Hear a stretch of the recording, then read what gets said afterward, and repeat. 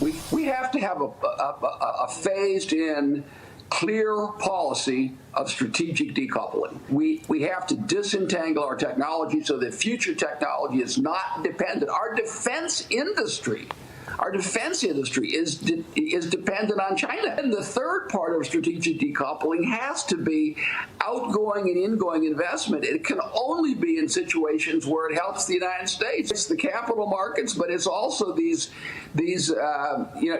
individual investors. Yeah. We should have a clear policy where if they invest here, it's in our interest. Joining me right now is the Atlas Organization founder. He is the author of the latest book, The Decisive Decade, a must-read, by the way. Jonathan D.T. Ward back with me. Jonathan, good to see you. I know that you agree with Robert Lighthizer in terms of decoupling, but you just heard what Gina Raimondo says. She says absolutely no decoupling. What do you see that this administration may not be seeing?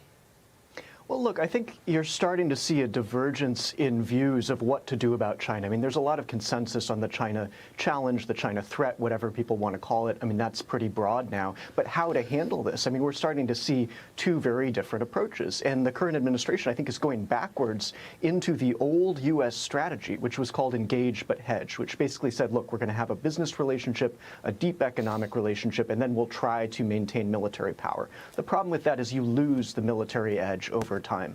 And their adjustment to that is this idea of a small garden, high fence, meaning there are just a handful of key technologies and industries that we need to protect. I mean, most importantly among those being semiconductors, quantum, AI, those sorts of high-tech things. But I think the problem is it misunderstands that this is a much, much broader competition for power, one that Beijing is going to wage through real global economic strategies. And I think their approach simply fails to deal with Beijing's actual grand strategy.